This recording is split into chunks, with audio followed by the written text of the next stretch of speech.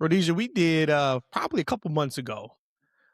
We did the whole thing about ChatGPT, right? We asked ChatGPT what type of podcast this was. You remember that, right?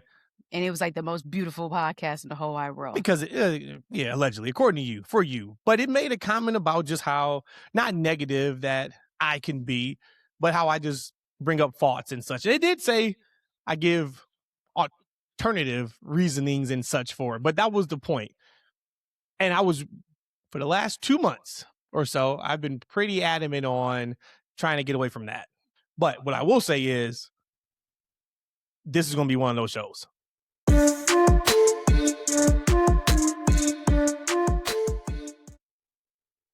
We back. Okay. Yes. Because I am like in such a mood right now of just like and anger and PCs out the window. I'm glad we're matching vibes right now. Today is one of them ones. Let's strap in. Welcome to the TFW podcast. That's Freaking Wrestling, episode 236, which is really more than that, because when I went back to look at I was trying to find the title, because I know we do this like every year around Mania time. Once again, too early to do that part about Mania. We can maybe do it this time next month. But I just wanted to see, where we were in that whole situation. And I found it. But we do have more than 236 episodes. So I got to go back and now and count. But as of right now, the count we're using is 236. You can go with the Hogan count. No. Oh, okay. I don't want to do the Hogan count. But this is the Best Kept Secret in Wrestling podcast. Today, y'all know who we are, man. I'm your favorite talker out in these wrestling streets. Matt, joined by that incredible, looks like she got some on her heart today, Rhodesia. This is what I'm talking about. Has it finally taken you 3 years to say what's really on your mind out in this wrestling world? I've always said what was on my mind. I just have you though? Yeah, just not how I wanted to say it. What was on my mind. I've always said what was on my mind. Now I get to say how I want to say it. I know that's right. Shout out to the freaks, man. Shout out to the supporters and friends of the pod. We are at, as of this moment, 987 subscribers on YouTube. We're going to hit 1,000 within the next couple of weeks. But tell a friend, tell a family member. Right? That's how we get down. Y'all know what to do, man. Follow, like, subscribe, do all that kind of good stuff. Let's talk some freaking wrestling, Rhodesia. And really, this is what I got. Right? And we'll just see where this conversation takes us. And it's not doom and gloom. This is not going to be, I had a different ways I wanted to kind of go at this. This is not going to be AEW versus WWE. Even though I am enjoying AEW more than WWE right now. But this is not that conversation. This is not that conversation. This conversation is just, right now, over the last couple of weeks, how flat WWE has been. And what I said at the beginning of the pod is accurate.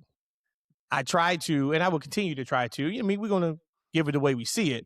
But I have not made comments over the last few weeks on things that I would have or wanted to make comments on, because I've been trying to stay a little bit more positive on things and times. You let AI change you. A little bit.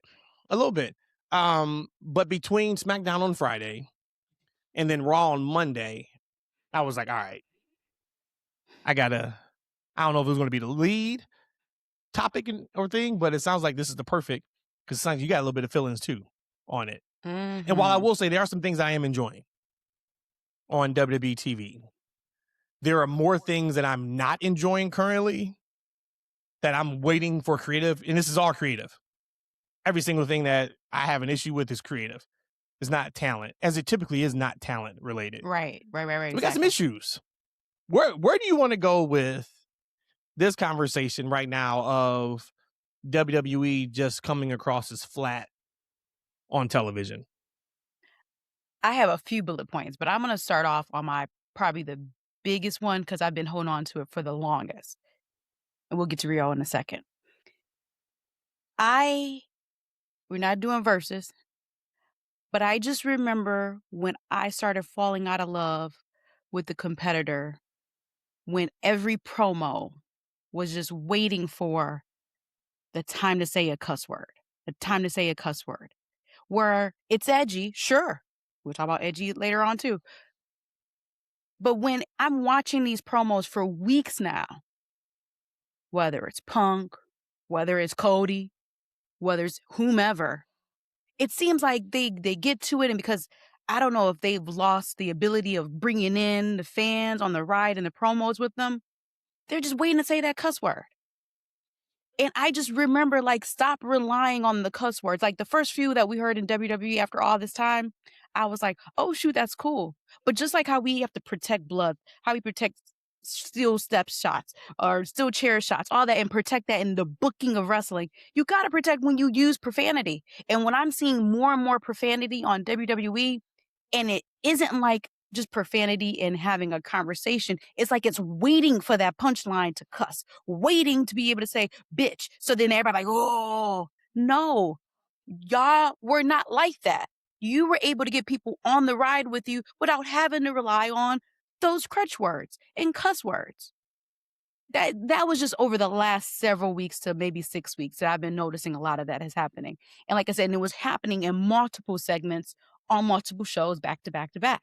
While I'm not saying I'm not for a more edgier show, I'm a grown adult, so I can welcome that. It's just a difference in how the promo comes across because I'm just waiting for you to hear a cuss word. No, evidently you're not, because if that is your biggest issue, you don't have an No, issue. that's just one. No, that's just one. But that's the one you led with. If we're doing a show, the first thing you say should be your biggest gripe. You started this show by talking about they're using cuss words in promos. Good God. Yes, because they're using it as a crutch. They're using it as a crutch. I remember we would always come on here and say AEW, their promos, the only way to get over is to say either insider terms, insider stories, or cuss words.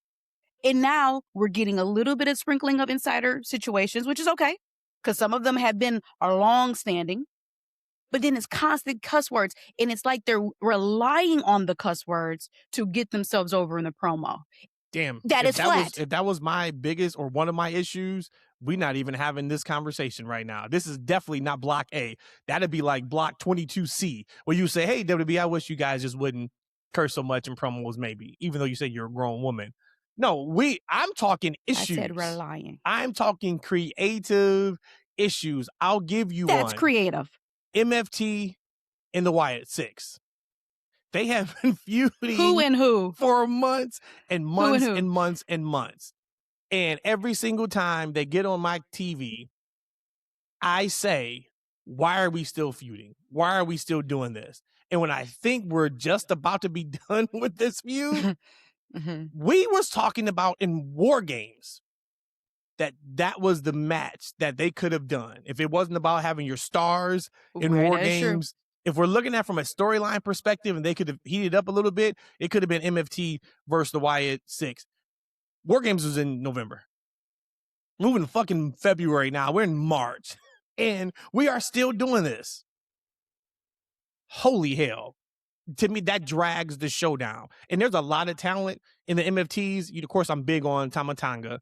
We know, like, they're being wasted. Jeff Cobb, what has he done? I don't know. Like, I don't think that's his name, though. His name is like Mateo or something. Yeah, but I'm saying, but we know Jeff Cobb. Shout out to Jeff Cobb. Right? Like, I'm sure he's happy, of course, still in a prime position, but like that. So for every time I see that on SmackDown, it drags it down. Another one for me, and I may be in the minority on this one, but it's CM Punk and Finn Balor. Whoa. Okay, what were you about to say? Because that's the only redeeming quality that Raw have for me. Go ahead. Say what you got to say. This feud feels completely different if Roman and Punk didn't have their promo 2 weeks ago. If we knew we were going with Finn and Punk in Chicago, why in the hell did we cut the promo telling us what the night 2 main event is? Nobody in their right mind who watches wrestling truly thinks CM Punk has a chance to lose in Chicago to Finn Balor his championship a month before WrestleMania. Imagine how much more locked in we would be, potentially, maybe, certainly, if we don't get that Roman promo until the night after Elimination Chamber.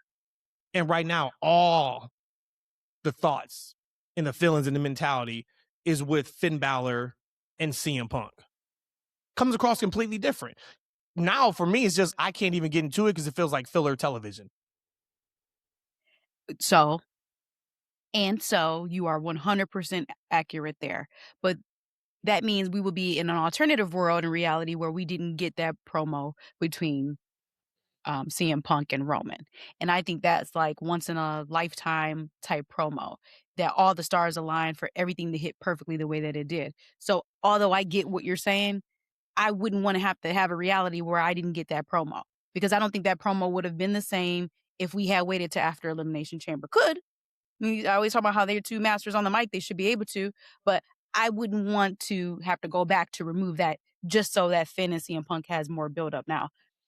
Although I get what you're coming from, you're right. There is no chance in hell that Finn is winning. No chance in hell. Even when he brought back JD and Dom on Raw, you're like, okay, he got his muscle back with him. If you want to call them muscle. He got his muscle back with him, his team. Now it could be some more interference. We still know there is no doubt that CM Punk is walking out of Elimination Chamber with his championship.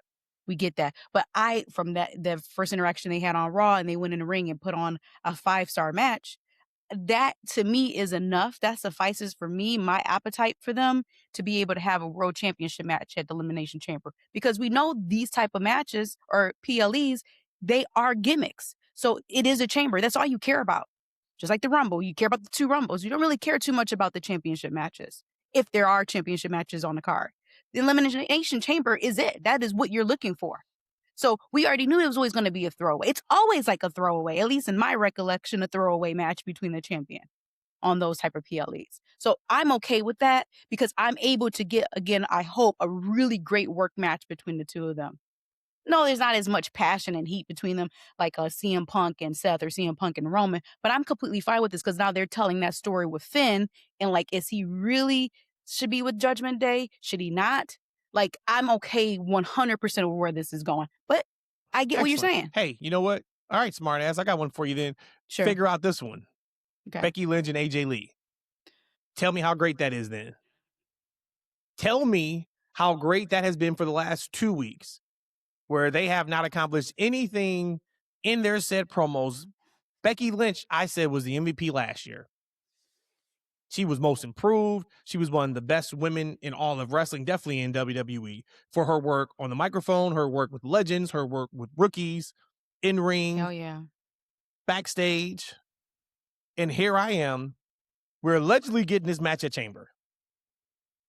Word is we're also getting this match at WrestleMania. So I was waiting for them to announce this week is going to be some type of tag match with Natty on one side, of course, with Becky, and then you put Maxine with AJ, and then we get the one-on-one in WrestleMania. But for AJ to have come back to SmackDown at the show we went to over the summertime, was gone off TV for months on end, and to come back in like her second promo and not hit a home run, and then we double back this week with talking in circles and hit me, Becky. This is the best we have creatively for something that should be massively big. If you say, hey, one of our marquee matches for the springtime is Becky Lynch and AJ Lee, you would think we all would be excited for. Yep, for the IC Championship. Absolutely. We would think so. I can't defend that, and I'm not going to come on here and rag. Yes, I am going to come on and rag because I said I'm not going to be politically correct this episode. First off, WWE, you did a really terrible job when she came back the first time that I saw her. I know that surprises should be there, but I should have known that AJ was going to be back on TV. That's just me. I might be wrong. Some people might say, no, I'm perfectly fine how we first saw her come back. And then that leads me to, now this is not WWE, this is the fan base. I thought Memphis was not there for last Raw. I felt like they were there at the very high moments, but it almost gave me a feeling of like when you would go to a wrestling show, and they tape like 2 shows in the same night. It felt like it was the second show. Like they had just only enough energy to give you for the very high things, but it just was flat. I didn't think the crowd gave anything to AJ and Becky on this promo, but it's not taking away from the fact that they didn't deserve it. We are so used to, and WWE is so used to having hot crowds. No matter what happens, what they do, they get a response. And really, it's been the last 2 weeks on WWE TV where the crowds haven't been the best. On one hand, you can say that the crowds haven't been the best. On the other hand, you can say, no, the crowds they've worked in front of are making you work for their reaction. Mhm. And if I'm on here and we're talking about on our A block how WWE is flat, well, then of course the crowd's going to be flat because I'm telling you that the show has come across as being flat. So in no world am I saying that the crowd wasn't where they should have been. I think they reacted to the way that the shows have been. Now, have we seen other shows? And this is why I always talk about crowd reactions. I will always say a good crowd can take a bad show to average. A great crowd can take a good show to great. And there's been a lot of times WWE has been on the good side of that, where those crowds are there for everything and it makes everything feel better. Yeah. And really, I think it was since like last Monday. It's been like 4 shows now, 3 or 4 shows where the crowds just haven't reacted to a lot of what they've been seeing to the level that we're used to. So for me, the first thing I say is like, damn, this crowd is dead. Or this crowd isn't giving what they should. But hell, when you have that, why would they be there for it? I'll give you another one. The Vision. I came on here when Austin Theory got down with the Vision, and I said, I'm looking forward to it. It's time to show and prove. He's with Heyman. Let's see what he has, how big I was on Theory when he was in Evolve. And he's done absolutely nothing in the couple months that he's been with them, except for playing the scary, bad you should guy. be scared of me. Yeah. Heel. Like, what is that? What are we doing? But in all fairness, they had a blow up of their entire team. So I maybe could give them a little bit of a pass a little bit longer, just because your number 1 and your number 2 of your group is not there. Does Theory feel like a bigger deal to you than he did 2 months ago? I don't know. 3 months ago, yes. 2 months ago, no. It's been flat. So since he's been with the Vision, he hasn't felt like a bigger deal, right? When he first came back, and I was like, oh, he has a hard ass look. He kind of cut his hair down a little bit more, had more of that edge to him. Where before he was like not flamboyant, but like a pretty boy bad guy. Where now he's a badass bad guy. I was there for it, and I am still kind of there for them. Like I said, it's just like your favorite team going into the playoffs, and 15 of the starting players are injured. So now you just have second string and third string people out there. So for me, that's just kind of how I am with that. I am able to give them a little bit more of a leash than you are. Great. So give them a leash on this one then. Grande Americano. Give them a leash on that. Which one? Either one. What should have been a huge moment in the Rumble with them facing off, that should have immediately gone to a feud. Immediately gone to a feud to who is the real American or Grande Americano. And I have a feeling they're going to drag this out to Mania and do a, mask versus mask match. I can see that. But then don't have them touch then in the Rumble. These last 2 weeks with them have been like, what are we doing? Yeah. This should not be a storyline or a program that is drug out. We had the original Grande Americano. He went out injured. Then we have a second Grande Americano. But then we don't get to the shits like immediately. And then we bring in Penta, which this is some Vince McMahon one-on-one booking here. He rolling over. Grande Americano and Penta were damn near like death match enemies when OG Grande Americano was back. So now we just make one save and everything is all good. So that was a disconnect. That was a disconnect for me because I was like, why is he out there? Wait, hold on, wait. And you had to kind of go back in the memory, and they said it on commentary that he came and cost and all this. Mm-hmm. But you're right. Like again, we've said this before with certain talent, Penta doesn't need to be with nobody else. If when Phoenix got hurt and when they kind of separate, or even when he got hurt and they were not a tag team the way that we thought they were going to be as the Lucha Bros coming in, then you keep Penta alone, because there was no denying Penta when he first arrived. It was just like, yo, no, we're going to take Penta. Forget Lucha Bros. Don't put him then with other people. If you're going to put Penta with anybody, he needs to be a Lucha Bro with his brother. Other than that, he's too big of a star to be associated with anybody else, flat out. And when you do that to me, now you brought down the stock to me in Penta. Because again, he got hurt. He came back, didn't come back, I don't think, as a big of ovation that he did when he first debuted, which would probably is fair because he just came from another company. But you're about to lose people who enjoy Penta. He's going to lose a little bit of that mystique if you keep booking him this way. He won the match on Raw where he gets the IC title shot.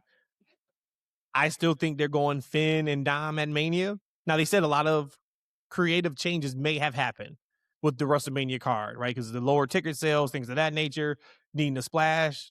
So that could not be the case. But if he loses to Dom and then we get him, and if the match at Mania is not Lucha Bros versus Usos, to what your are we point, doing here? we sitting there and we're watching Raw, and Matt's is like, man, like Penta ain't got it the way he used to. Like, I'm like really indifferent about Penta. That shouldn't be the case. No. It ain't nothing that Penta's doing. It's the creative. I mean, and I have more, right? I'll stop there because I don't want this just being like, yeah. Well, I got one more I gotta let off. Your first one was because they used the word ass too much. I mean, good God. No, like, it was the harder words. It was like the bitch word. Ass, I give you ass. We're TFW podcast. I'm fine with ass. But the bitch, kick your ass. Well, no, that is ass. But like, it's the kick your ass part of it. Like, no. My other one. And this is not meant to be. Right? Something that like we all know. This is too many commercials. No, I just think they put a lot of their better content on commercials, like whatever. But that's Netflix for you. I'm saying this maybe as a joke, but not as a joke. But EO looks like a straight trafficked human being. I am so tired of seeing the two of them every time they're on camera, holding each other, hugging each other, showing affection to one another. It's so manufactured. Even if they were a real life couple. You said they wouldn't be doing that? Well, they wouldn't be doing all of that. We have real life married couples on the match. On the card. That's not doing that. We have boyfriend and girlfriends and fiancés on the show. Most you get you is a Twitter thing. That's on the internet. But when I'm every single time, it really, and like at one point, she being Rhea is holding on to EO. It's just like, EO, blink twice if you were being trafficked. And I know that this is not a funny joke, but that's what it feels like to me. Because everything with Epstein files and we're seeing all this stuff, that is looking just like what I'm seeing on this redacted stuff that I'm seeing on the internet. Stop. Like, this needs to blow up immediately or it needs to just fizzle out because nothing about this is real between the two of them as far as what they're portraying. I'm over it. Well, and I said I wasn't going to talk about it anymore. Hey, I said I wasn't going to talk about it anymore, but it pissed me off to the highest level. Pissed you off to the festivities. Because I said you sound like a WWE promo right now. I'm a freak. Our show, we call our fans freaks. I'm down with the freakiness and stuff like that. But like the public displays of affection, gotta stop. Where's my heart rate? This is ready for you to come back down. You good? I don't know. The watch is not trying to tell me my heart rate now. It was 100. It was 102. That's how much is irritating me. Well, you're not going to get your wish. You got a minimum a few more weeks of this, pal. Don't tell me that. Oh, you do. Do not tell me that. EO looking up at Rhea with those loving eyes, and Rhea looking back at her with those loving eyes, and then they hug each other. They do the promos with their arms around each other, and Rhea hits a line, and EO hits a line. And they're still holding each other, and they get cut off by the big bad heels, or they're still holding each other. The big heels hit a line, and Rhea and EO look at each other, and one says something, and the other is still holding on to the other. They cut back to Kathy Kelly. She's jealous. She wants to be in it. Kathy thinks it's a shoot. Somebody's got to tell Kathy, this is a work, Kathy. You still got an opportunity. you still got a chance. And then we cut to commercial break. Then we cut to Eminem. Beat the swabada. You know what I'm saying? That's how you get down. But for real though, like, Matt, do you like it? I mean, like, do you think there's anybody? When I mean anybody, I'm not talking about like. Well, it feels forced. It feels forced. But I was cool with it and still am cool with it because you have Rhea and EO on my TV doing something meaningful where they're not involved in the title. Everything I just went over from a creative perspective. Now, imagine if Rhea and Io didn't have each other. What the hell would creative be having them doing right now, leading up to WrestleMania? They can still have each other, but not having each other while on camera on WWE. Take it or leave it. Either you got to get the hugs and the loving glow in the eyes, or you can't. Domina with the smamina. Eminem be going hard on that. I'm over it. Over it. Over it. The monster. The only thing that I'm gonna say that was redeeming for Raw, outside of the, I'm hyped for the Finn and Punk, the match itself. Okay. We supposed to get a tribute to AJ Styles next week, which I thought they already had a tribute when they showed the video package on Raw, but we're gonna get a tribute in his hometown. So I'm really excited to see that. That's gonna be really cool. It's gonna be interesting to see, like, if something comes out of it from a storyline perspective. The word is that SmackDown talent's also coming to Atlanta next week for the tribute show. So it means it's gonna be not tribute show, but it's for the tribute. So it's a legit tribute. It's just be a matter of, like, does something happen afterwards where AJ fake retire again, right? Or like whatever that looks like. He fake retired once, but he deserves that, because if you think about it, we haven't had anything yet. Nothing. Remember at the Rumble, they didn't have people standing at the top of the ramp waiting for him to come back. He didn't have anything that next Monday on Raw in terms of him being there or talent recognizing him. So it's due. I'm glad they're doing something with it. Yep. I'm glad they are doing something. I thought what you said, the one redeeming thing from Raw was Jevon Evans going to the Chamber next weekend. Strong match. Really good match. And it was, I think a lot of people just automatically assumed Gunther was going to win that match. I think I did. Yep. We were watching, and I'm like, I think like Jevon should win this. Mm-hmm. And it's a couple different reasons why. One, he can handle that spot, right? That's a big spot. Like he had at the Rumble, did a great job. Now he's going to be in the Chamber. We know whoever won that triple threat match is not winning the Chamber. So now that person has to lose. This isn't a ladder match where the person who loses doesn't have to be involved in a finish. Chamber is elimination pinfall or submission, meaning that they don't have to take a pinfall. Beating Gunther doesn't make sense at all. Where That's a great way of looking at it. To be able to take a pin, and it doesn't matter because he can do some crazy in there, and nobody thinks or truly believes he probably is going to win in a match that has Randy Orton, that has Cody Rhodes, and whoever else is going to be in it. So, like, for me, my money was like, that's the smart money for Jevon. And then, they pulled it off. So shout out to the young OG. It was a great match. I had a question for you. That was going to be kind of one of my questions to have you kind of deep dive for me, but I think you kind of brought it full circle, but I'm still going to ask. Do you feel like they're heating Jevon up too much, too fast? I don't. And I think that is a great question. We talked a while ago with the call-ups and such, and Jevon in particular, we don't need 10 or 15 years before they become champion. Now, no, I'm not saying hotshot him and he should be world champion in 2026. That's not happening. No. But this is a great spot for him. This is telling everybody immediately who's watching this show, he's one of those. Let's treat him as such. I feel like the conversation is going to be if 3-4 months from now, he has become stagnant because of creative and they're not doing anything with him, to then you could say, okay, why did they not go further with him than where he is right now? That could be a conversation. But right now, in this moment, you would say, no, this is where he should be. Why would Jevon Evans, as good as he is, not have had that excellent Royal Rumble performance? Why would Jevon Evans not be in Elimination Chamber? I will say this. I'm a little bit against what you're saying. I am very, very hard on companies when they move people into a position, and if you want them to be push them right, put the Rocky behind them properly. I feel like they are doing it too fast, because what's happening is the more and more he goes up this ladder, as quick as he is, he's going to fizzle out sooner. Where I felt like I'm seeing him at times on 2 shows a week. Maybe not performing, but I'm seeing him or I'm hearing about him. And I just think that that's a little bit too much. I think that there's a fine line between somewhere what you're saying and somewhere where I'm saying, where I don't have to maybe see him as much because he's super hot right now. Hot is it? Was it fish grease?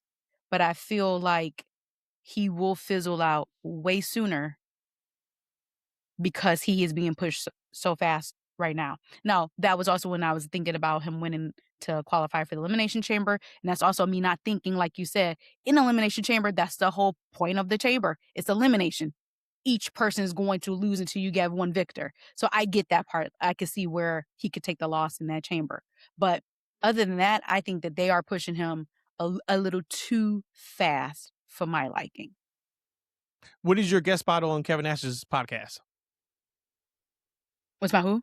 When's your guest spot when you scheduled to be on his podcast? It sounds That's like he's feeding hilarious. you know what I'm saying, right in your ear right now. So what is Wow. it, next week? In a couple weeks? Actually, let's not deep dive that. But I think that it's important that we do bring that up. And I just want to kind of pull up his quote here. For those who do not know, Kevin Nash on his Click podcast had some things he said about Mr. Jevon Evans. He talked about how athletic he is and all that good stuff too. But this is the one that had got everybody in a tizzy, including me. And let me just read it. It shows here. Kevin Nash talks about Jevon Evans saying he's a little bit of too fucking Mr. Bojangles for me. I wish he was a little bit more urban. I understand it's Netflix. I understand there's a big fucking world out there besides the one that's this fucking 66-year-old Detroit boy Kevin Nash wants. But I just want him to have a little bit of an edge. Everybody go crazy, blah, blah, blah. Following day or so, he comes out with an apology that for some people think it was worse than the original conversation. And I don't really want to touch on him talking about the Mr. Bojangles, even Uncle Tom, the word urban. What I want to get to is there's a reality that if a lot of people don't know what they're saying is wrong, and we have to be the ones to correct them. I don't really think Kevin Nash is a racist. I just don't, just from the stories I've heard about him. But I have two questions for you too far. One, is it our responsibility, when I say our, like Black people, is it Black people's responsibility to correct him? And two, when is it just, where do we draw the line? Like, no, this is not appropriate. Cancel you, blah, blah, blah. Well, I mean, cancel culture is a whole nother thing in itself, right? Like, a lot of people have been canceled, some when they should have and some when they should not have. Mm-hmm. I agree. We live in a society now where, like, there is no grace. You say something and people are immediately to cancel you. People are immediately to jump on it because the hot topic. Let me follow the trend of what everybody is saying. Let me just say the same, or let me say the opposite on purpose just to get views and clicks and things of that nature. And that goes way farther than just the Kevin Nash situation. Right. But if you talk about, like, for us as Black people, absolutely, we need to tell others, or any nationality, right? Asian, Puerto Rican, whatever that looks like. If there is a misconception or a misnomer or a misspeak about something that is harmful, that is borderline, or is racist, or is just completely wrong, absolutely, it is within what should be to hold somebody's feet to the fire and say, nope, no, that's wrong, and let me tell you why. Because now then you're just eating and you're just taking whatever people are giving you. So absolutely, It's our responsibility. Okay. it's the responsibility. Now, does that mean triple down, quadruple down, cancel all of this? No, because do I think Kevin Nash is racist? Absolutely not. Just go on his Twitter account, and the same people who saw him giving Trump the business over and over again, and the other things that's going on in the United States, that is absolutely ridiculous, that he is a major proponent for speaking out against, can't just turn the blind eye when it's something that you don't like that is said by a said person. Should he have said that? No. You take out the racist word And if you just listen to what he says after that, you can see why somebody would say that or would think that. Problem was, it was racist. Problem was, it shouldn't have been said.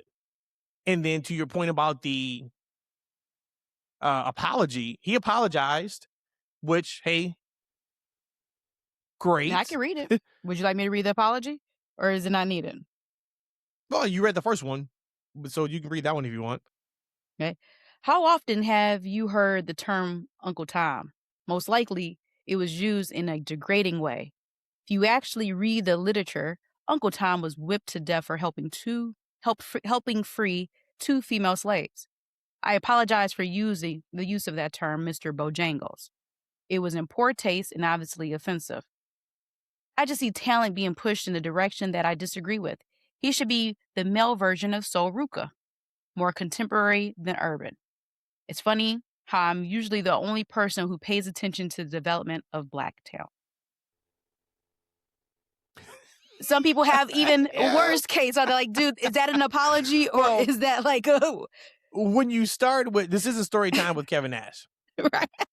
Right? This should have just been, hey, I see my conversation we had around Jevon Evans hurt people's feelings. It came across as racist, which I am not. I apologize. Boom. That's it. That's it. Thanks for giving us a history lesson about Uncle Tom. That shouldn't be connected to your Jevon Evans apology. No, it should not. Hey, I appreciate you putting on for Black wrestlers and performers. I didn't need you to say that because that is one of those, we've all been there, right? Oh, I'll just keep it to myself next time then. Yeah. Right? And there was no growth in that, right? There's no growth in that. It's like, I just won't say it. And do you know why Jevon Evans is him? Because he is him. That is Jevon Evans. Yeah. Jevon Evans is, if you go anywhere urban right now with somebody his age, that is who you are seeing. How he talks, how he acts, that is him. Right? So it should never be a situation where, like, the description of being more contemporary or not, whatever he said, right? Versus urban. Yeah. Because I think I personally had an issue with the word urban too. But if you ask me, well, what would be the alternative word? I don't know. I guess just for so many years when he wants music to see media. He wants to see crime time, right? Yeah, like, exactly. I'm not putting words in his mouth because I know he doesn't mean that far. But he wants to see somebody with attitude on him. Yeah. Right, but we have Obafemi for the attitude. We're going to have Royce Keys for the attitude if we want to keep it to Black. No, you have Jevon Evans be exactly who Jevon Evans is. So that's that, in my opinion. Well, so ultimately, yes, it is our responsibility to chin check somebody. Of course. And then when we cross the line is when they cross the line to the point of no return. There's nothing that you can say or do that will say that you're not a racist. You got to have a history, right? You got to have a history or no history. Right. Meaning like, this is the first time we've ever heard from you and it's on this type of time. All right, now we can dogpile. We know what you are. Yeah. Now we can dogpile. But when that has not been the case, and this is just universal now, right? That universal conversation, because I do see that a lot. And that's what, exactly. Yep. Yeah, where like people just get dogpiled on for saying something, especially now we're talking, see, it's hard to separate racism from just like a bad take. It is. Mm-hmm. So this is not absolving. I'm kind of off Kevin Nash now. Right. But if you are doing content, if you are speaking and talking a lot, you're going to say something that is completely off base at some point. It's only a matter of time. Either that or you are so conscious of what you are saying, nobody wants to listen to you anyway because you're always tiptoeing. Yeah. Like me with the trafficking joke. Like, but that's what it feels like. And I know that is not funny at all. I was just about to say like you in the first 222 episodes of this podcast. I'm like, kind of like you in the first 222 episodes of this podcast. You calling me President Barack Obama? Man, how good did my guy look at the All-Star game on Sunday? That is what leadership is supposed to look like. Yep. And that is how you articulate yourself. That is how you carry yourself. Yeah. Just a cool Shout cat. out to Obama. I miss Obama. But yeah, it's the game you play. Mm-hmm. This is a matter of how you bounce back. The bounce back was pretty bad though. That ball was flat that he tried to bounce back with. He deleted it. That apology Yeah, he sure too. did. Yeah. I mean, just come back on your show and make it right. Yeah. Give $5,000 to the NAACP. There we go. There we you know what I'm go. saying? And rip Jesse That's Jackson. even worse. Rip Jesse Jackson too. Absolutely. Legendary. Jesse Jackson passed away just yesterday. My biggest thing for like Jesse is like remembering like how long, not long. Like we shall like all of those like the slogans and logos from when I was a kid that he used to say and do. I think yeah, I mean, lost another one. I think the one I remember, and I might be wrong, shame on me, but the "You Are Somebody," like that's powerful. Yeah, I think that was on Sesame Street. I think the first time he said that, if I'm not mistaken. Okay, that's probably why I know it. Yep.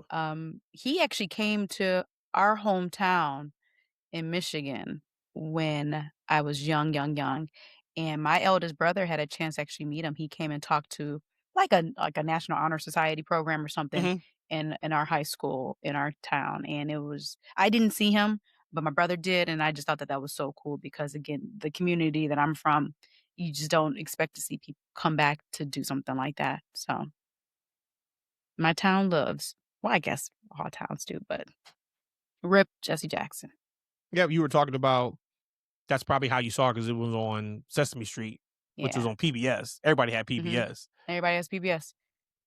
If we were doing a like music or just like pop culture podcast, this is where I would hit the music for you on what Rhodesia learned this week or what I learned about Rhodesia this week.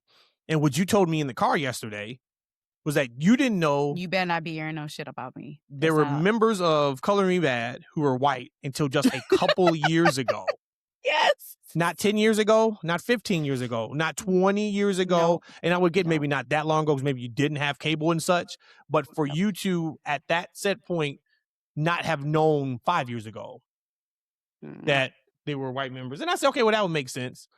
I was going to be on here and tell about some Happy Black History Month to Color Me Bad.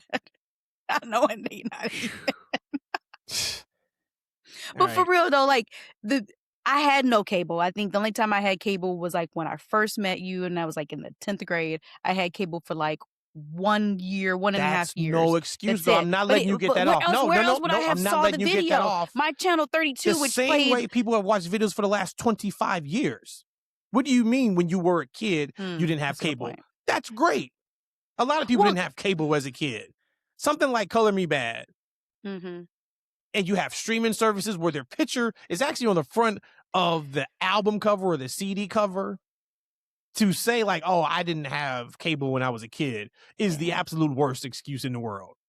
Like, but for real talk, like I was listening to them on my phone in the car a couple years ago, and I was like looking down at them because I was like, who is it? Because you always make fun of me, like I don't know the name of the song titles, I don't know groups names, I don't even know words in the songs. But I think there's a huge population of people who don't know words of songs, like 100% fact.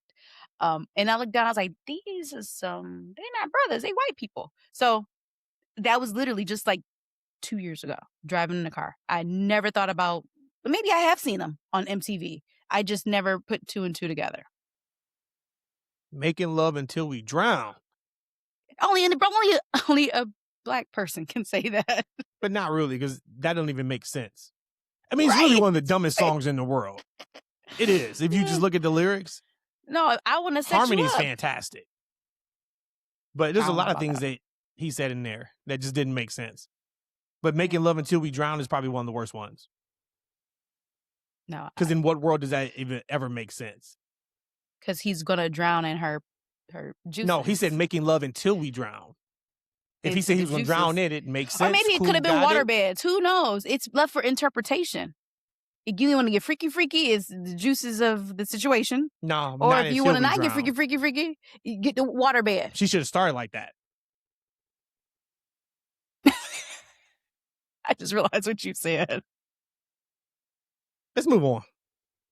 I have oh man, yesterday morning.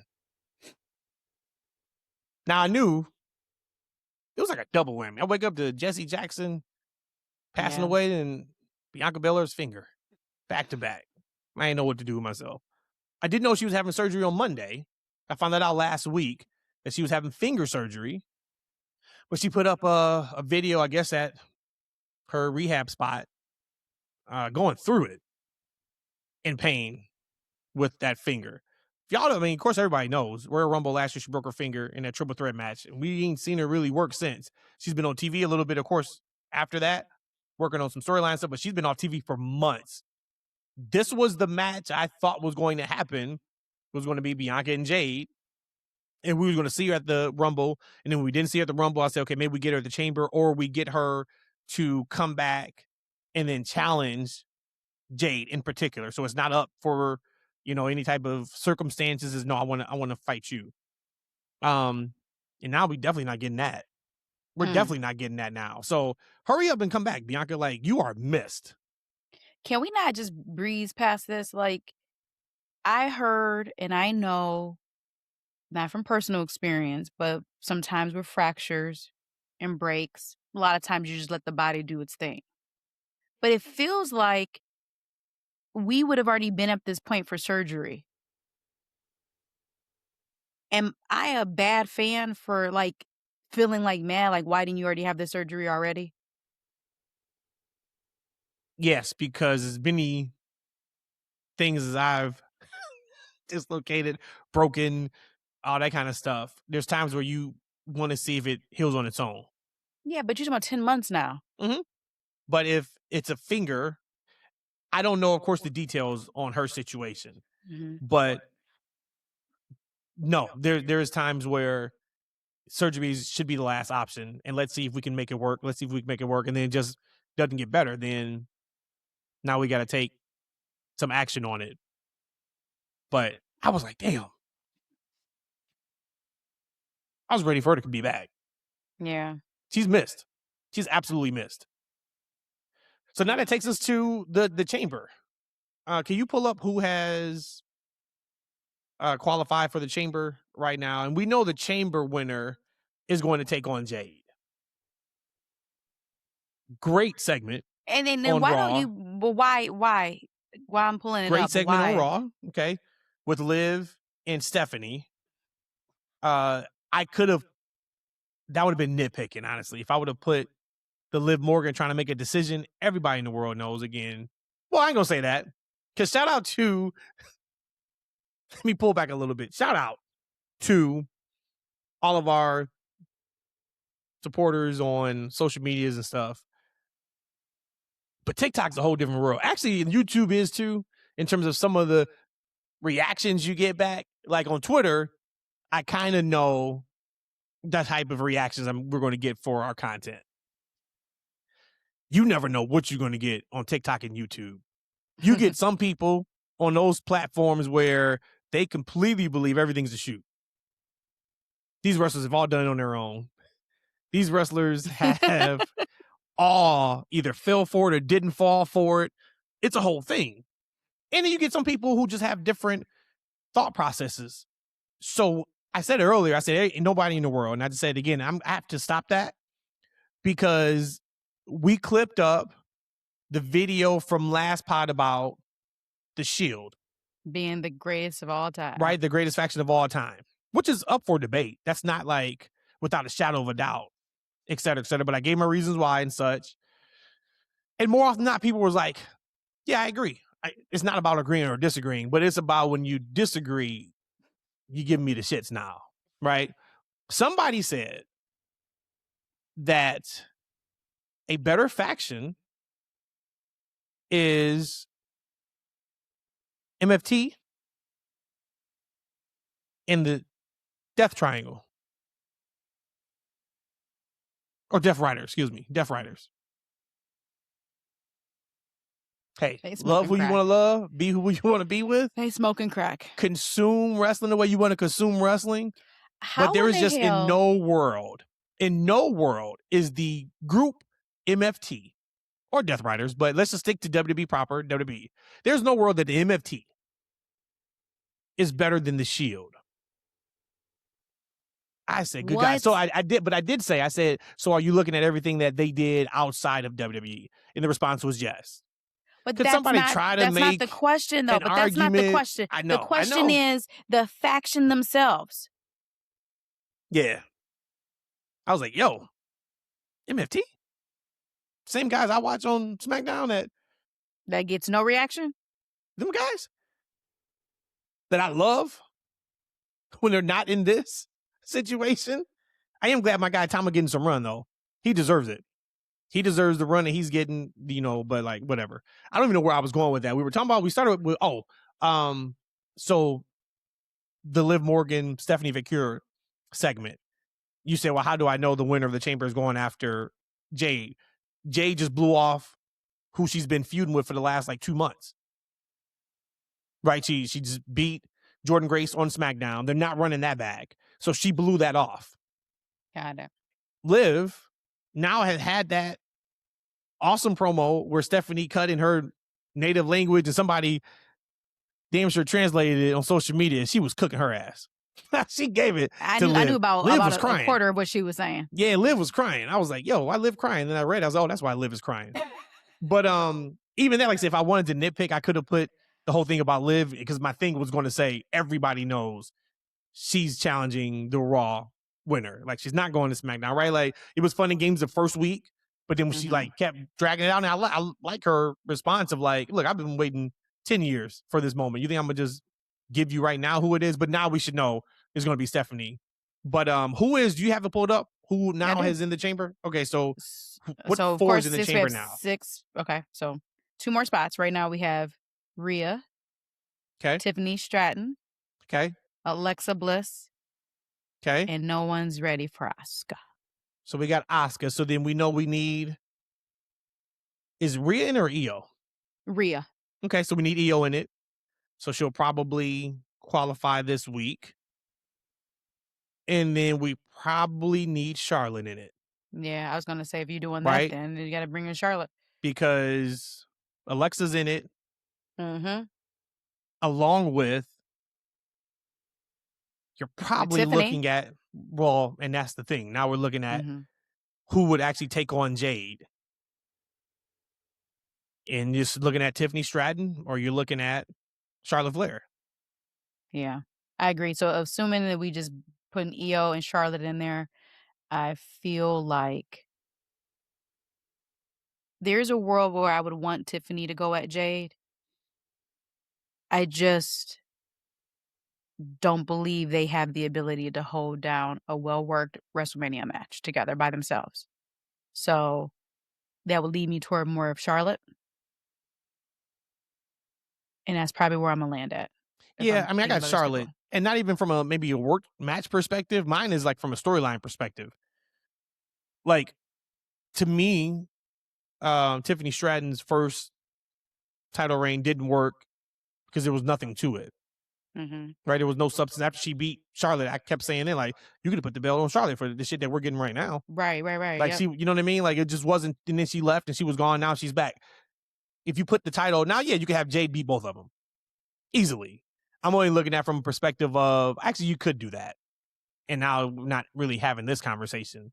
But I'm looking at if you were going to flip the title, I would definitely much rather probably see Charlotte run with it now than Tiffany get it back. Tiffany just needs something to sink her teeth into. Somebody could say that, well, that's another title run. But it's crazy because those two options aren't really the best for me. So then that's what I was saying. So you just oversaw Rhea. Yeah. You don't see her moving over to SmackDown? Okay. And I don't know how they pay this storyline off because it feels like they're doing the lovey-dovey to then show a contrast. That's what it feels like. They're so over the top with the lovey-dovey. Yeah. But as like, I think Io said it in the promo a little bit ago, and how like I just watch. If they were at each other's throats a year ago and they weren't this close, like I don't know what could happen for them to not be friends anymore. So I would think they would break up. And break up meaning like literally Rhea has to go to break up? No, break up like Rhea has to go to another show. Rhea is going to SmackDown. No, amicably mean we both agree that we're no longer going to be together in a relationship. Breakup. I'm saying like one didn't turn on the other, then from jealousy, that kind of thing. No, it would be a breakup, kind of what we always wanted with the Street Profits. That was an amicable breakup I wanted. Hey, there's no hate, no shade, no nothing. We just need to part ways. That's what I always wanted with the Street Profits. But back to the women. No, I think that would maybe get Rhea to SmackDown. Yeah, maybe. I just don't think that's where they're going. Because then you would say, then why is Rhea and Io so lovey-dovey as tag partners? That's what I've been asking. I just look at that. Because like that's a thing. It's not that it's just happening. It's a thing. It's like an elephant in the room kind of a thing. So it's, you still got this thing where it feels like Io is still connected to Kabuki Warriors too, right? Which is kind of cool, but then it's like, well, this is dragging a little bit, but that's kind of a cool thing. You know what I mean? Like, once again, they have some options, but if it feels like, just if I'm watching TV, we got to stare down with Jade and Charlotte numerous times since since Charlotte's been back. I mean, and you bring back Tiffany, you would think you're bringing her back at the Rumble for a big time spot in Mania, or why? You know what I mean? Why would you do it right now? And that kind of whole thing, yeah. So that's kind of like where I'm at with it. I would love to know what everybody else thinks, for sure. I guess we could probably do the who's going to win the Rumble. Rumble win the Chamber for the men next week. Of course, pay-per-views next weekend. Yeah. So we'll preview the Chamber. John Cena, before we podcasted, was on O'Shea Jackson's podcast. Shout out to O'Shea. Doing some big things out in this wrestling content world. I got to bring up a couple of these things. I have to bring up a couple of these. So, the first thing that John Cena said, I only saw 2 big quotes, okay? But they were pretty big quotes. I'll start with the latest one, the soonest one, okay? Which is John Cena says his face turn was supposed to happen at SummerSlam 2025 instead of the SmackDown before. Cody was originally supposed to turn me at SummerSlam, like beat some sense into me, but the crowd turned me before that. I'm going to stop there, and we know that John is a company man. We also know that John is he's a yes company man. That's like exactly what he is. At times. Sounds cool. Not great, not beautiful. Now I'm going to give you where it's like, okay, that couldn't have been the thought process. We're listening to all the data points of this. Is how they cheer against Randy. They actually cheered the pipe down against Punk. I can't believe that. The audience starts to want it, and the audience turned me. Many TVs before Jersey, but in Jersey, you want to fight the real John Cena, this is the day he's back. So the why is the short build, but the why became, you're going to beat me at my best or you're not. That would have been god-awful if the turn would have happened then at SummerSlam. If Cena walked into that match as the heel, that match is nowhere near as memorable. Yeah, is that the one where he came back and he finally had his music back? Yeah, the lights. Oh yeah. No, yeah, that was the way it should have went. So that's why. So you said the Raw before. Got it. SmackDown before, the night before. The night before, okay. Right? And then I know it's coming back. When you looked at that, it was like, in no world would that have made sense for him to turn him at the same way they said the original plan was him to turn heel at WrestleMania. That's cool, right? That would have been cool for sure. But then to have Cody turn him mid-match, I didn't like that. But this is the one.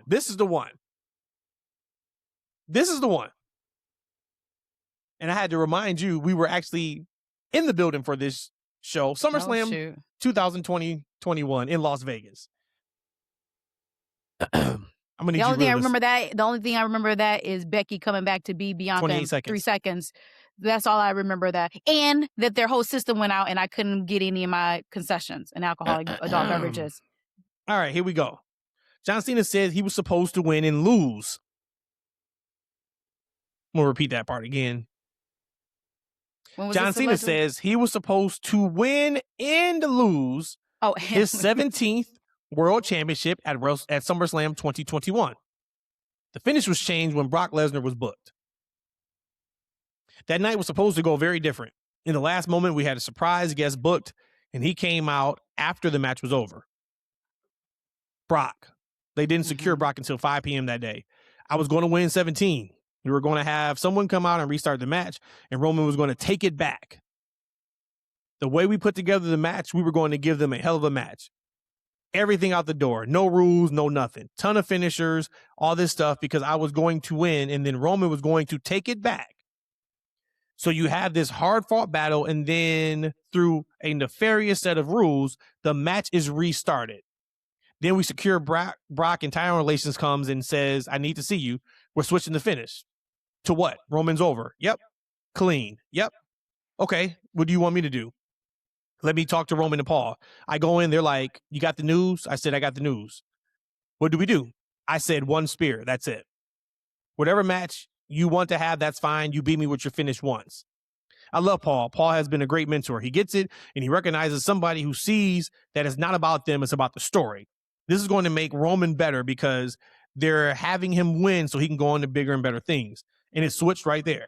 We're on the West Coast, so it's like an hour before the thing. It happens to everyone. It happens from the top of the card down to the bottom. They will switch. They will cut your time. They will give you a different creative. It happens all the time. So I didn't flip out. When Travis didn't want to do it anymore, when Rock chose to go another way, it happens. I saw Steve Austin leave. I saw him get fired. I was there when they fired him in Atlanta.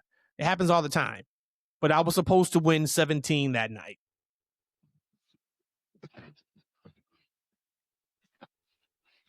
Two things.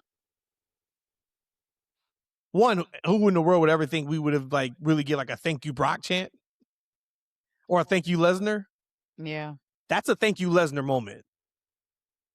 If we were going to have Roman Reigns lose his title in this long reign just for him to get it back the same night, so Cena could say he hit 17, but he doesn't hold on to the title, and Roman Reigns gets the title back the same night, that would have been god-awful. That's a horrible idea. You just said a whole lot of nothing. Like when you was reading that and I was playing it back in my head as best as I could, trying to remember how everything played out. That just sounded like one of the many in the writer's room suggestions that got thrown out immediately after you said it out loud. Because that would have made absolutely no sense. 0 sense to do that. And if we remember, there was so much equity there just to break it for that. The story behind that match was, I know you're better than me. It only takes 3 seconds for me to beat you, though. That was the story. John, once again, John can be a master worker. Maybe that's a lie. I don't know why he would lie about that. But if that was the story going in, then it makes no sense for the match he just laid out then to have happened.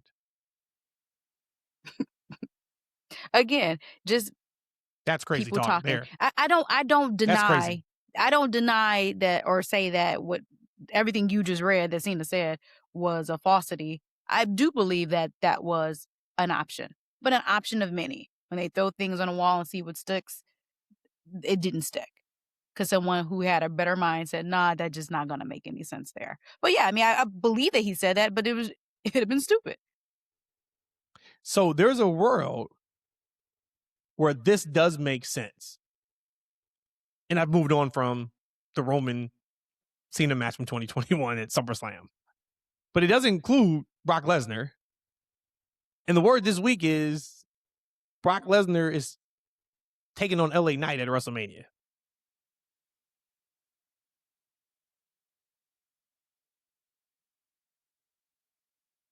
Am I supposed to respond? He gonna retire LA Knight? Or I guess no. That's Gunther. Gunther is retiring everybody. The world where it makes sense is the Vision has an LA Knight problem. Okay. And either their hands are tied or they just can't get rid of them. And here Paul comes came Paul out with Heyman. Brock. He right? came out with Brock before. Okay. That's where it Okay. makes sense. Okay. If you want to look at it from a storyline perspective. From a match perspective, from a what the hell are we doing here perspective, Yeah.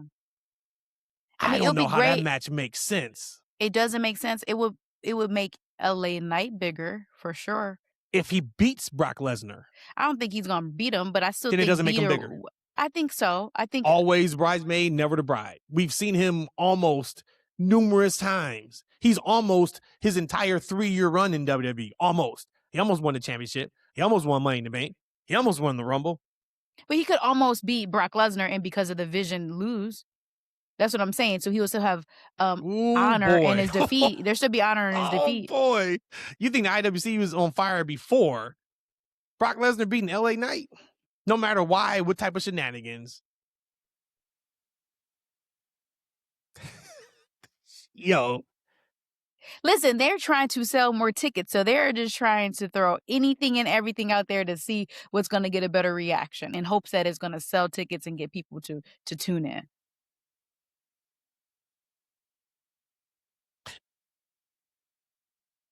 I don't know who you give Lesnar on Mania. If we're looking at his last match is going to be at SummerSlam in Minnesota. Because I would feel like he has to win Mania. But LA Knight just don't seem like the match. I don't even know how that match would go in terms of like the flow of the match. That just seems like super like yin to the yang. It's like Brock is really good with other big heavyweights and he's incredible with smaller guys. When he wants to, when they're going to actually do the thing. And LA Knight is like he's neither one. I mean, I guess if I'm looking at this constructively, you're not going to get a super big name to go against Brock at Mania because they're all accounted for. So you would have to Oba's not accounted for yet. So then I would be more pissed if Oba loses than if LA Knight loses. That's what I'm saying. With the issue with the vision. And I'm only saying like because Oba could beat Brock. Oba should beat Brock. That should happen. I just also wonder though if like their moment was only the moment they had in the Rumble, they won't touch again. Like that was it. It's possible because time is going to fly by for That's him. What I'm saying. If he's done in August, if he's done in August, so you're not going to have much opportunity to be in any kind of program other than Gunther to take you out. And I guess like there is a world if we want to book it this way. It's just interesting if they were to do he lost 2 of his last matches back to back, being Brock. But there's a world where it's him and Oba at WrestleMania. Oba beats Brock Lesnar. I was going to say then we get to Gunther and Brock, but in order for that story to make sense, well, yeah, Oba beats Brock. Then Brock also loses to Gunther. And then Oba tells Gunther, I did the same thing you did. Right? We both beat the beast. Now it's time for me to beat you. And then once again, all the equity goes to Oba from Gunther. Okay. But you would just think if we get to SummerSlam, you would think Brock really needs to be heated up. Now I'm all for putting people over on your way out. Right. And what better 2 people to put over if you're Brock Lesnar is Oba Femi and Gunther. Mm-hmm. Man, good God, you set them up for something nice. But to hit that at SummerSlam for it to be as big as it needs to be, you would think Brock would come in like undefeated in this entire run. You know what I'm saying? Done the whole thing, and now Gunther is trying to retire him. It's just creators got to figure that out. But yeah, that's what they're saying right now. Brock Lesnar, LA Knight. But again, I'm telling you, and we could leave here, but LA Knight will still be in a better, higher position after facing Brock at WrestleMania. I don't care what you say. Never the bride, unless he squashes Doesn't him. matter. What if he beats him in like 3 minutes? Suplex, F5. Kick out. You want LA Knight suplex Brock? F5. False BFT, F5, finish. Then whoever is LA Knight friend in the back should come out with a bat or something. Yeah, that would be like Dean Ambrose. Remember Dean Ambrose and Brock at WrestleMania in Dallas? No, It was I like don't that. remember. It was like that no DQ match, and it was like horrible. No. Yeah, it No, I was. don't Yeah, it remember. was not good. Evidently, thank God I don't remember. I remember they was doing some business. It was actually in Detroit, and Dean and Brock. I think there was some, either it was car or something, and Brock hits Dean with the F5. I think they go to commercial, and then as soon as Dean gets to the spot where he doesn't like really need to sell anymore, because our seats was like right by the stage, he just walks the hell off. It was so funny. I was like, Dean is over this. Over it. Dean is over this. He knew what that match was going to be before they even said what it was. He knew it was going to be AEW before AEW was going to be AEW. He said, I can't wait till I leave this place to go to a competitor. Can't wait till I leave this bitch and be bigger than the Shield with the Death Riders. Shout out to that guy on TikTok. You said AEW. I got a couple quick things on AEW. Ciampa and Fletcher restored that feeling in NXT Black and Gold. Well, they restored it for Ciampa anyway. Yeah. But watching that match took me back to NXT Black and Gold. And I think because if you have not seen that match from Dynamite last week, man, awesome match. Worth going out of your way to see. And for me, it was a situation of remembering how those matches in NXT Black and Gold made me feel. Hard hitting, tough, excellent work match. Not dangerous spots to where like somebody's going to die, but some dangerous spots in there. And I know Ciampa, I think he even made a comment. Actually, it was funny because while I was watching it, I made a comment about, just remind me of like NXT Ciampa. And he said, I guess he had an interview afterwards, and he made a comment of like, that's kind of what it felt like for him. Like that's what he wanted to go out and kind of do. Was kind of have one of those matches. And for me, Kyle Fletcher right now he is like that perfect comparison to if there was, he's not American, of course, but if there was a non-New Japan wrestler working for a U.S. promotion back in the day, what that would look like. He's got the hard hit, he's got the size, he's got the style. And then, look at somebody like him, puts on that ridiculous match with Ciampa. Yeah. And then just 4 days later. Yep. Let's go travel thousands of miles and go do a ladder match with Briscoe, which was ridiculous. Just, I'm really enjoying AEW right now. As I said, I'm always going to probably have things that, for me, I'm like, it takes me out a little bit, and even that show, Grand Slam, I thought it was a fun show. I really enjoyed it. I think I tweeted about it. But, like, for me, it just goes back to, I just wish they would make their big moments stick a little bit more. I think it starts with commentary. I think they don't put over sometimes what they should put over for the viewer to remember what it is and what it should be. Right. And then I think sometimes their production doesn't help matters when it comes to not showing replays or not letting things live.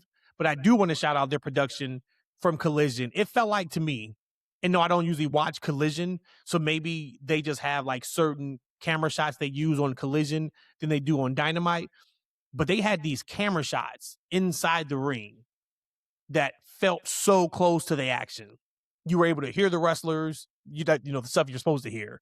Right. You were supposed to, you really saw them like in an up close and dynamic fashion. I don't remember seeing those camera angles like that before, but more of that. I could tell they messed with the sound some. The show was taped, like same day tape, I think, or it may have been Friday night, or whatever that looked like for Australia. The time difference is so different. I could tell they played with the sound though, in a bad way for the crowd, because the crowd wasn't coming across like they should have. And I'm watching them like the crowd is louder than what we are hearing right now.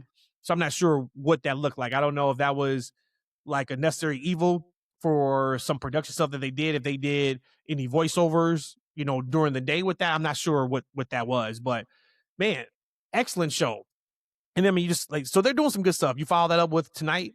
We get, Kenny Omega and Swerve Strickland. That match sells itself. And that's a pay-per-view match. I know, which I'm surprised, that it's not, but. Well, you got MJF and Hangman now, main event Revolution. And I think that we can't discount what MJF has done on this title reign too. On TV and even like off television. He's been doing a lot of media, which is great. I've been seeing Willow do a lot of media this week for TV. And MJF was talking about how every market they've hit this year, their ticket sales year over year is stronger this year, which is a big win. You know, and of course yeah, it is. You know, he took credit for it and to a certain extent. But what I've really enjoyed about watching his work, doing media, is he is telling it like it is when it comes to fans and WWE, right? Like with AEW kind of built their brand on like anti-WWE a little bit, right? Completely different. And they still do. It's not anti-WWE really. It's more of like the alternative to what WWE is doing. But he even made a comment in one of the interviews, like, if you don't watch one or the other at all, like you're a weirdo probably. Like something's wrong with you. If like you just don't watch because it's not the other promotion. I love that because that's what it should be, right? We know there are some fans on both sides that's going to hear that and whatever. But there are some fans that truly feel that way about that opposite promotion. They won't watch it because it's not what I know and love. Yep. And I'm all about loyalty. I understand that for sure. But like for me, we spent the first 25 minutes really talking about creatively what we don't like right now, what I don't like, what you don't like with WWE. Imagine if like there was no AEW. Imagine if this doesn't get better. Just imagine if now this would be like laundry 2007 through 12 right? or whatever that time period was. Yeah. Imagine that laundry list gets longer and longer. Yeah, we're still always going to watch WWE. And the other thing too, I ain't gonna lie, I'm a little salty about them not acknowledging Black History Month for like the second year in a row. Yep. You know what I'm saying? So like there's other reasons a little bit too for me kind of looking a little side eye. But I'd be lying if I ever said like, I mean, something crazy would have to come out about WWE for me not to watch anymore. I've watched it for so long. I've watched it like my entire life. When it's good, it brings me so much joy. And even now it's good. Oh, I think it's right now I think it's above average. Like the last 2 weeks on TV, I would say it's above average. Like it's not horrible if you didn't see anything outside of, you know, the Roman Punk promo and maybe something that Trick has done, just so you kind of can see like where he's at. I would say you haven't really missed much, but this is the perfect time for me for like when there is an alternative. And that's why I'm like, man, just try to watch as much as you can, because it's probably gonna be something that you will enjoy. But yeah, I'm enjoying AEW right now. Believe it or not, I am too. I've always though been maybe less critical, maybe not critical couldn't be the word. Maybe I've allowed more to suspension of disbelief with AEW more than you and even E before. I want to just touch back real quick on Ciampa. This is probably the only time in history that I'll ever say a 2-week transitional champion I'm good with. I'm so happy that they brought him in to win a championship, and I am 100% okay with him losing it. And I feel like maybe that was something they had planned. Kyle was going to get it back right away or get it right away, and they wanted to make sure, though, Ciampa had some heat behind him. Your thoughts on that? You okay with that 2-week turnaround, or are you not okay with the 2-week turnaround? It depends on what the next thing is for Ciampa. Okay. Right? Like if Ciampa is what the AEW used to fall into, where he's now just a footnote in the next month, horrible decision. But if he's still on TV and in bigger spots, I don't know if he would be trying to go back after Fletcher again, and then that becomes a thing for a little bit. It's just I got to see what's next. That's all. Okay. But yeah, like even when I saw him lose it, that's one where I would have been like, what are they doing? But I was like, I'm gonna give him some grace on this one and see where it makes sense, because Kyle is that good, right? Like that match was that good to where you're like, all right, he was only champ for 2 weeks, but let's just see now what the next part of this is. Yeah, usually I'm against it, but I've already clarified it a few weeks ago because I was always against like a transitional champion. If you're only going to have it for a day, week, 2 weeks within a month, why don't even change hands? But it goes back to no, as long as it was a meaningful championship reign. Was it meaningful for Ciampa? Yeah, because he debuted and I think maybe he was the only one or maybe one only other person has ever debuted and won a championship that same night. So to me, that was meaningful. And again, like you said, the banger of a match they put on. I know it had to feel super good to him. And he went on and said how good it felt to have that match with Kyle. But for me, I am really enjoying AEW. I find that it's a little bit easier to watch. Again, in my New Year's resolution to be more present in watching wrestling, which I feel like I've been doing a very great job at that, is making me be able to see some of the improvements that I had maybe criticized in AEW before. I could see their attempt at trying to improve those issues. So again, when we talk about growing, that's what matters. I mean, are we trying to grow? Some grow faster than others. Some get it quicker. Some may have more wisdom than others. The point is they're moving in the right direction. And we always talk about how cyclical this business is. It just really is. I almost forgot your segment. I didn't. Let's go. What did Rhodesia learn in wrestling this week? Common sense things any person who watches wrestling knows. I almost forgot. I did. You were doing so good. I almost forgot that was a thing, but it's still a thing. What did you learn this week, Rhodesia, in wrestling?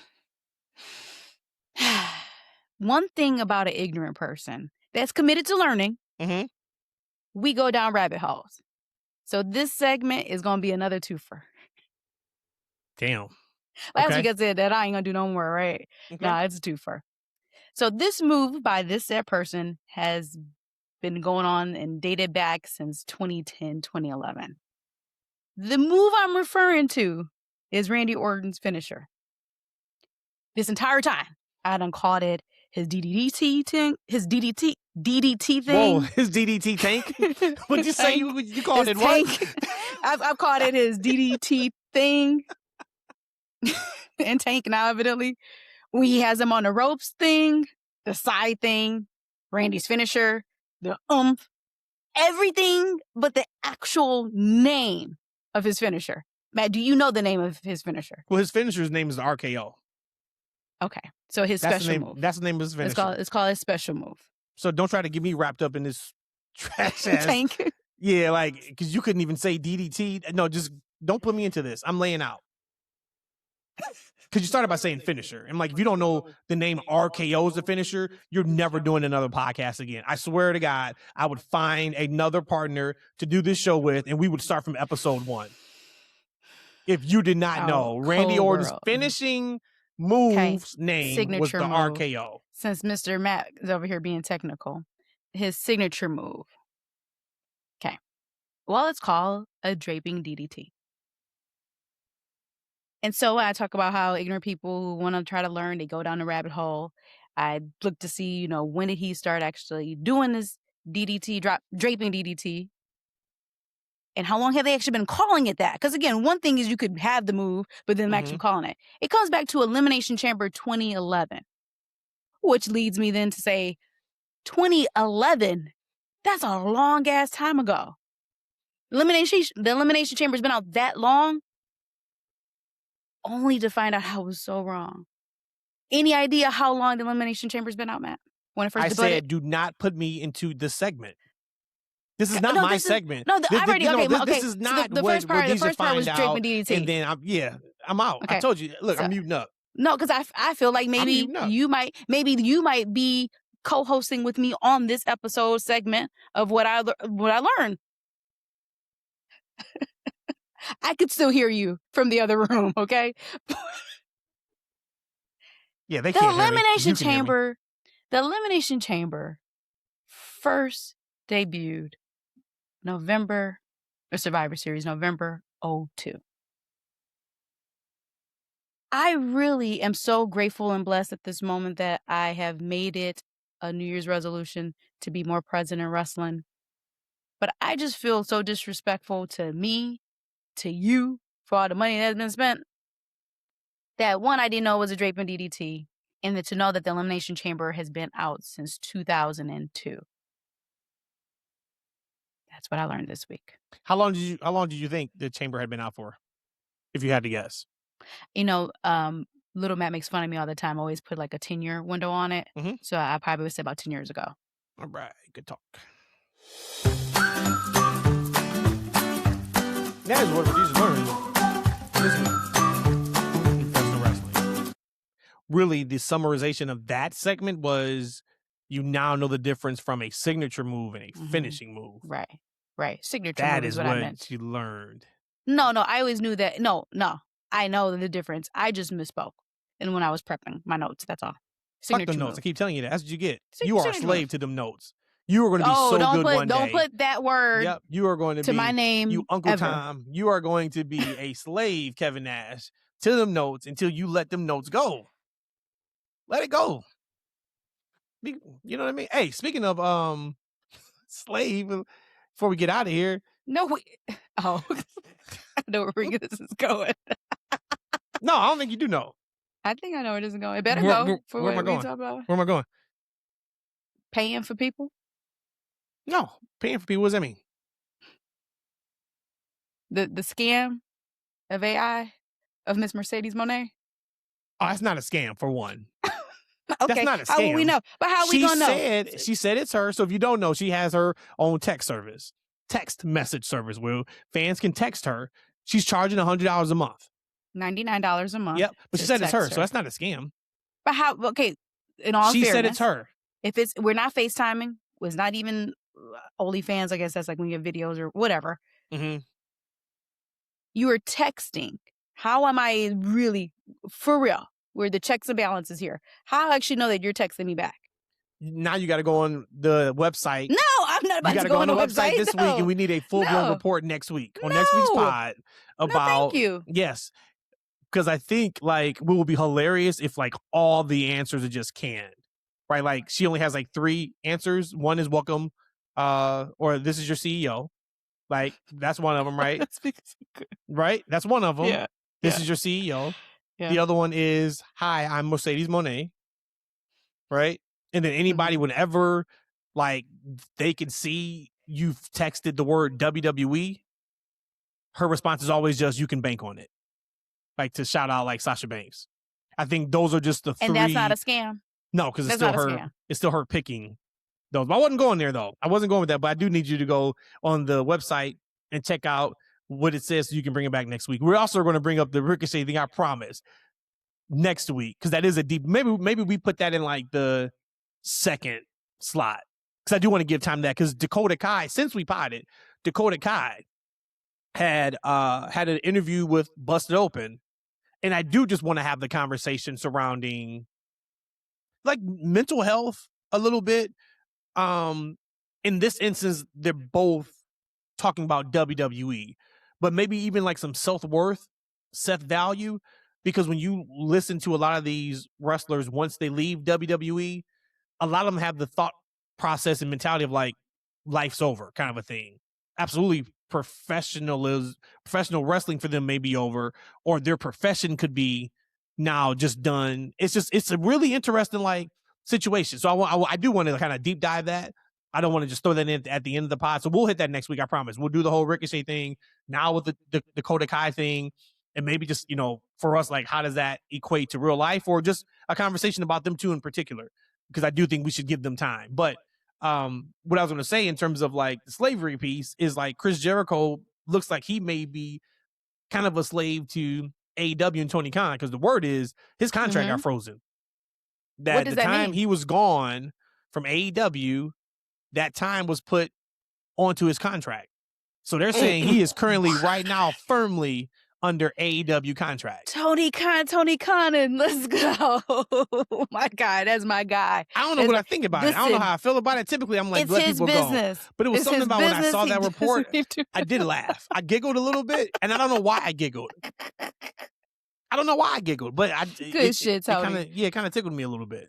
I'm not being sarcastic. Good shit. They're saying the time that he was gone off television, gotta make that shit back up. So yeah, I want to say, let me make sure, because I want to say the word I thought it was used was firmly under contract. Yeah, it just says he's believed to have his AEW contract frozen. That boy showing up to Revolution. How you show up to Revolution and Elimination Chamber? All in the same. People work themselves into a shoot thinking he's in that box. Newsflash, guys. Chris Jericho is not in the box for Monday Night Raw. Not anymore. He's firmly still an AEW contract employee. I did see there was some word that they think it could be Danhausen in the box, which would be cool, right? Like when the box showed up, you don't put a high profile main eventer in that box, right? Like that's not that, but that would be a fun surprise. And I think they could do some fun stuff with Danhausen. Yeah, but like for Chicago me, like too. I know he's close to Punk. Is he from? No, he's from Detroit, actually. Yeah, he's from Detroit. But like, so Midwest.